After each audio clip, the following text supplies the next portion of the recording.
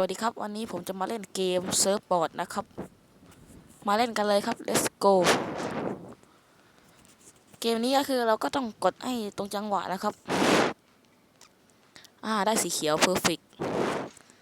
มาผมจะกดโดนไหมมาดูกันได้แค่สีเขียวเองใช้ได้อยู่ perfect โอ้โหระยะทางได้แค่500 เมตรเองเรามาอัพอะไรดีครับอัพตรงกลางนะเซิร์ฟบอร์ดจะได้มีความแข็งแรงมากดไอ้โดดได้สีเขียวอีกแล้วครับโอ้โหดวงดีเกินมาโอ้โหเอาไหมกากเกินอย่างนี้แหละอย่างนี้เลยโอ้โหสีฟ้าอีกแล้วครับโอ้โหแย่กว่าเดิมต่อไปเราจะอัพอะไรดีคะเรามาเล่นต่อครับนี่สีเขียวอีกแล้วโอ้โหสีฟ้าว่ะสีเขียวแน่นอนสีฟ้าอีกแล้วโธ่กากจัด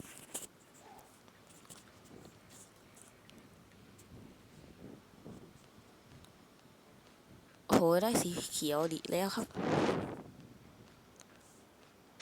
ลืม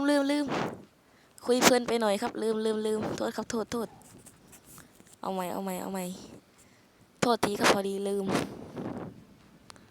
โอ้โหได้สีเหลืองว่ะโอ้สีฟ้าอย่างนี้แหละเพอร์เฟกต์แน่นอนนี่เพอร์เฟกต์อีกแล้วได้กี่เมตร600 เมตรว้าวอย่างน้อยก็ได้600นะดีกว่าได้น้อยแล้วกัน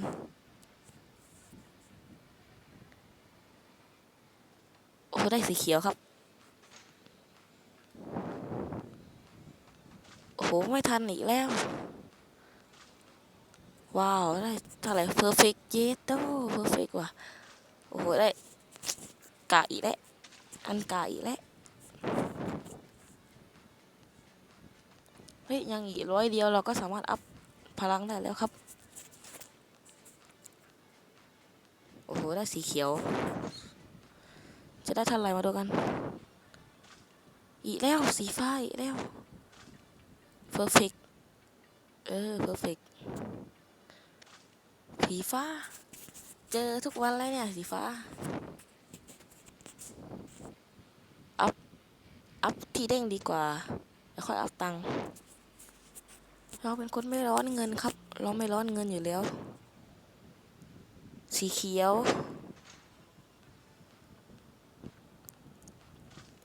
ได้เลยเท่าไหร่วะเพอร์เฟกต์อีกไหมเพอร์เฟกต์เพอร์เฟกต์เพอร์เฟกต์อีกไหมข้ามเส้นชัยเลยครับโอ้โห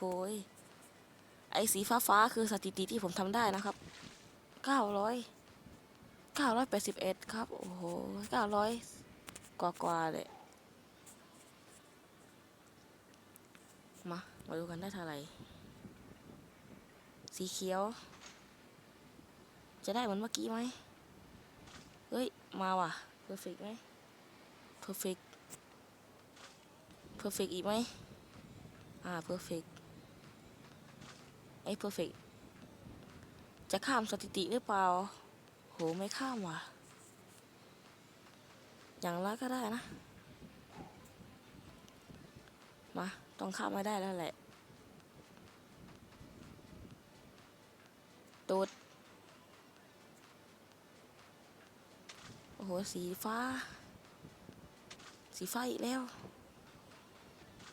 สีอะไรเพอร์เฟกต์ไหมโอ้โหกระจอกอีกแล้ว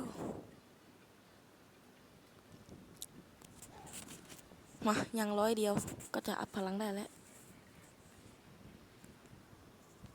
สีเขียวเพอร์เฟกต์เพอร์เฟกต์อีกไหม เพอร์เฟกอีกแล้วเพอร์เฟกไหมเพอร์เฟกแน่นอนแต่จะข้ามหรือเปล่าไม่ข้ามมันแน่เลยจริงด้วยไม่ข้ามมาอัพไปเลยแล้วก็มาลองอีกตาหนึ่ง